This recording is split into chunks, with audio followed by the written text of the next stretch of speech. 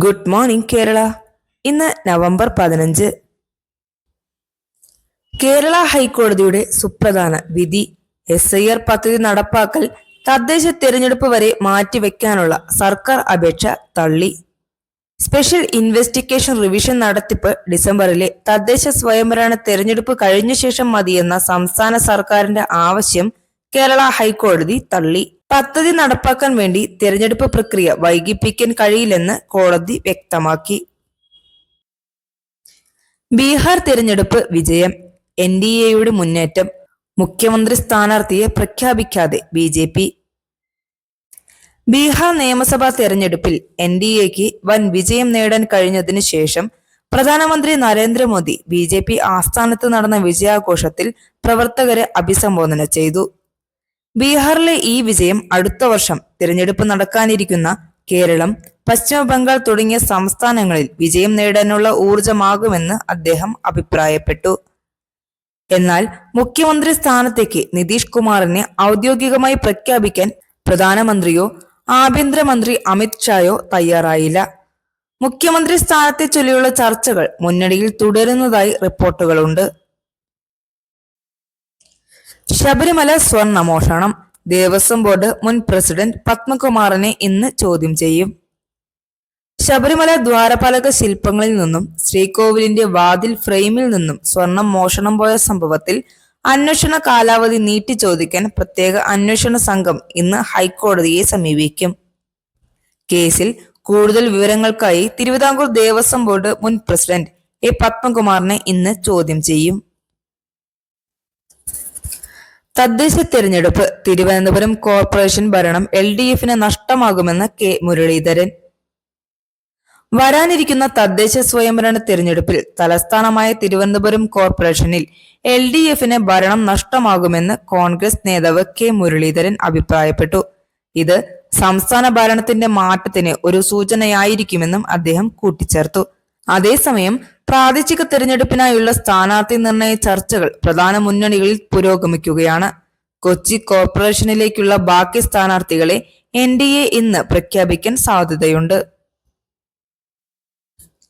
ഹാൽ സിനിമയ്ക്ക് ഭാഗിക ആശ്വാസം.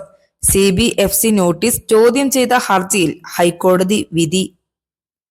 മലയാള സിനിമയായ ഹാൽ പ്രദർശനാനുമതിക്കായി central board of film certification നിർദ്ദേശിച്ച 6 മാറ്റങ്ങളിൽ 2 മാത്രം നിലനിർത്തി ഹൈക്കോടതി.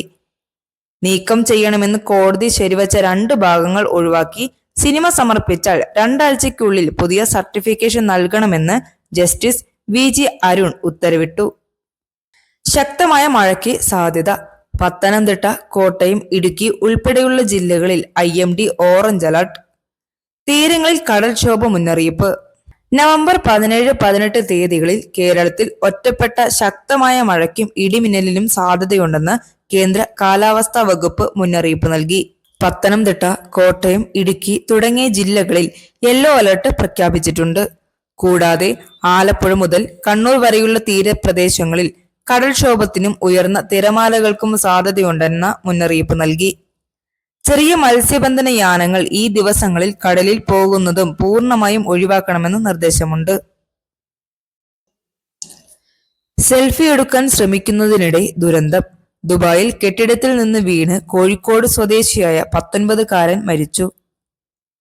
വിമാനങ്ങളുടെ ചിത്രമെടുക്കാൻ ശ്രമിക്കുന്നതിനിടെ ദുബായിൽ ഒരു ബഹുനില കെട്ടിടത്തിന്റെ ടെറസിൽ നിന്ന് വീണ് കോഴിക്കോട് സ്വദേശിയായ 19 വയസ്സുകാരൻ ദാരുണമായി മരിച്ചു. ദുബായ് ദൈറയിലാണ് സംഭവം നടന്നത്. മൃതദേഹം നാട്ടിലേക്ക് കൊണ്ടുവരാനുള്ള നടപടിക്രമങ്ങൾ ആരംഭിച്ചിട്ടുണ്ട്. മുൻ മുഖ്യമന്ത്രി ഉമ്മൻചാണ്ടിയുടെ വാർഡിൽ മുൻ മിസ്റ്റർ കേരള രഞ്ജു ചെറിയാൻ കോൺഗ്രസ് സ്ഥാനാർത്ഥി. അന്തരിച്ച മുൻ മുഖ്യമന്ത്രി ഉമ്മൻചാണ്ടിയുടെ തട്ടകമായ പുതുപ്പള്ളി പഞ്ചായത്തിലെ 17-ാം വാർഡിൽ മുൻ മിസ്റ്റർ കേരള രഞ്ജു ചെറിയാനെ കോൺഗ്രസ് സ്ഥാനാർത്ഥിയായി പ്രഖ്യാപിച്ചു.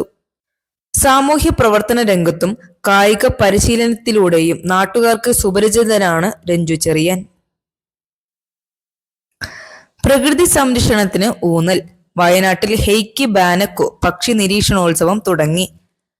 പ്രകൃതി സംരക്ഷണത്തിന് പ്രാധാന്യം നൽകിക്കൊണ്ട് വയനാട്ടിലെ പുളിയാർമലയിലെ Hume centre for ecology and wild ലൈഫിൽ ഹെയ്ക്കി ബാനക്കോ പക്ഷി നിരീക്ഷണോത്സവത്തിന്റെ ആദ്യ പതിപ്പിന് തുടക്കമായി.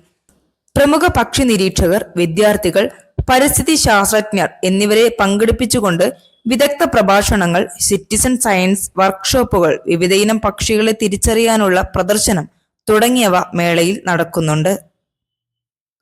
വാർത്ത തുടരും. Signing off.